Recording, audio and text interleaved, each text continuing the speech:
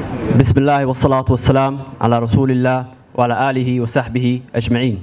أما بعد، سيدي فخامة الرئيس جمهورية الصومال محمد عبد الله فرماجو، سيدي معالي رئيس مجلس البرلمان، سيدي معالي رئيس وزراء، أصحاب السعادة والمعالي، ضيوفنا الكرام، السلام عليكم ورحمة الله وبركاته.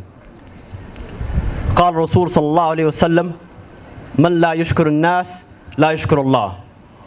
يشرفني أن أتقدم نيابة عن أسرة المرحوم الوالد عبد الرحمن عمر عثمان إنجنير ياريسوw بخالص الشكر والامتنان إلى سيدي فخامة الرئيس وإلى خالص الشكر والامتنان إلى جمهورية فدرال الصومال.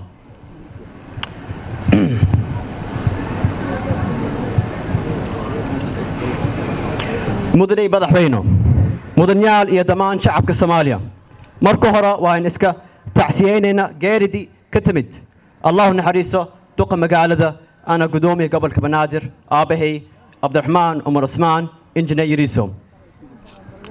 Allahu naxariiso Aaba Cabdiraxmaan ma uusan ka dhimin oo keliga qoyskiisa, laakiin waxa uu ku geeriyooday shacabka iyo qaranka Soomaaliyeed. mudane madaxweyne, waxaan ummadda Soomaaliyeed kaga madax celinayaa ducada alla garab taagan yahay intii uu hospitaalka ku jiro iyo markii uu geeriyooday kadib iyo maanta oo aan taaganahay inaan ducayno. fajazaakum allahu khayran. madaxda dawladda waxaan kaga madax celinayaa dadaalkii iyo juhdiga ay ku bixiyeen Aabihiis. mudane madaxweyne, الله نحريس آبه وحنو أهانين شقوين بدن كسو قابل دولة وحنو ما حد إلنا يا دمان انتو لسو شقية آبه إنجنير ياريسوw وكو قربسي كربكيسان إن شقديس اوكا قول دارو شعب قبل الصوماليا وحان إذن باقايا إنان حال كيدا كسي ودان هولدي الشقدي وعاصمدان كودا Aabihiis si caasimadan u noqdo mid horumarta. mahadsanid mudane madaxweyne.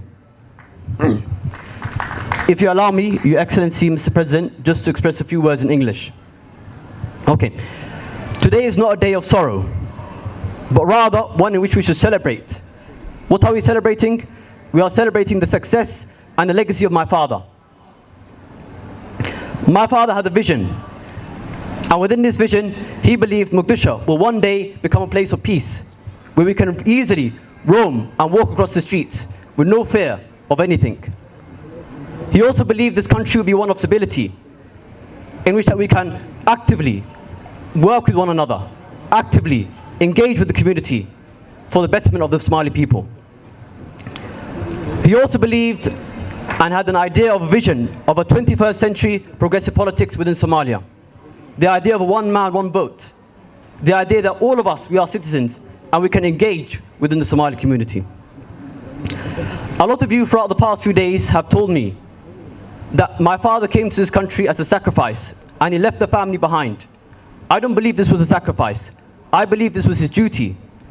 Just as it is a duty for all of us standing here today to engage within our country for the betterment and the future of Somalia. Today I would like to honor his legacy by thanking all of his colleagues and the federal government of Somalia, starting with His Excellency Mr. President, His Excellency Mr. Speaker of the Parliament, and His Excellency Mr. Prime Minister, and all the ministers and colleagues of my father standing with me today. If you allow me just to share a story with you all. A lot of people inform me that when my father was here in this country, he would easily roam the streets, he would visit many community centers, and he would visit people in very scary locations. And whenever he was asked, why is it that you are not sitting behind your desk? Why is it that you are engaging outside with these people, with all the dangers around you? He always replied with the same story. That because of the qadr Allah, the day of his death was always written, and nobody will take that away from him.